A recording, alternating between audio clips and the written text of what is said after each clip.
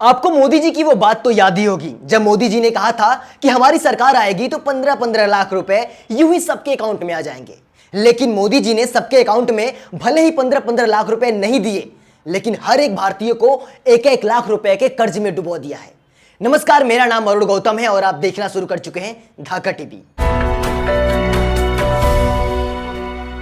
मंत्रालय की एक रिपोर्ट में बताया है कि दिसंबर तिमाही तक भारत सरकार का कुल कर्ज बढ़कर 128.41 लाख करोड़ रुपए हो जाएगा। इस लिहाज से देश के हर एक नागरिक पर 98,776 रुपए का कर्ज है।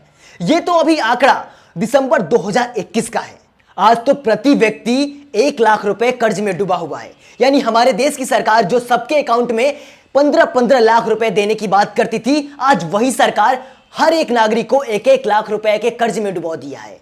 सीधा गणित समझिए, हमारे देश की जनसंख्या लगभग कुल 130 करोड़ है और हमारे देश पर मोदी सरकार ने जो कर्ज लादे हैं वो भी लगभग 130 लाख करोड़ रुपए हो चुके हैं।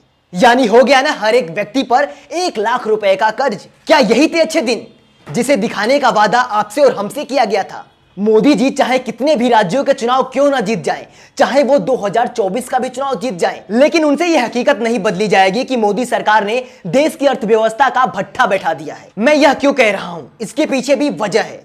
आज 2022 में हमारे देश पर 128.41 लाख रुपए का कर्ज है। यह तो आप देख ही रहे हैं, लेकिन आपको जानकर यह बेहद आश्चर्य होगा कि मनमोहन सिंह की यूपीए सरकार 2014 में जब मोदी जी के पास देश छोड़कर गई थी, तब हमारे देश के ऊपर 54.90 लाख करोड़ रुपए का कर्ज था। यानी आजादी के 67 सालों बाद भी हमारे देश पर मात्र 55,000 करोड़ का कर्ज था। लेकिन हमारे मोदी जी ने मात्र 8 सालों के राज्य में पूरे देश में 73 लाख करोड़ रुपए का कर्ज कर चुके हैं। ये लोग न्यू इंडिया बनाने की बात करते हैं। जरा आप ही बताइए, देश को कर्ज में डुबाकर हमारे देश को न्यू इंडिया बनाया जाएगा? एक तरफ हमारे देश की सरकार लाखों रुपए का हर महीने कर्ज ले रही है और दूसरी तरफ उद्योगपति अपने दोस्तों का कर्ज लाखों करोड़ का माफ किए जा रही है। इससे आप अंदाजा लगा सकते हैं कि हमारा देश किस दौर में गुजर रहा है। हमारे देश को कोई सरकार नहीं बल्कि हमारे देश को उद्योगपति लोग चला रहे हैं। हमारा देश कर्ज में डूबता जा रहा है और उद्योगपतियों का कर्ज माफ किया जा रहा है।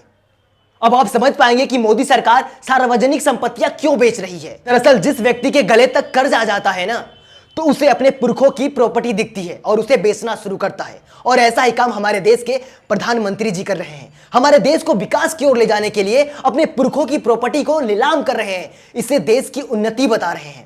जो देश आज हर एक नागरिक को 1-1 लाख रुपए कर्ज में डुबा दिया हो, ऐसे सत्ता में बैठे लोग कभी नेता हो ही नहीं सकते। ये सभी के सभी व्यापारी लोग हमारे देश की सत्ता पर बैठे हुए हैं, जो एक दिन पूरे देश को बेचकर निकल लेंगे।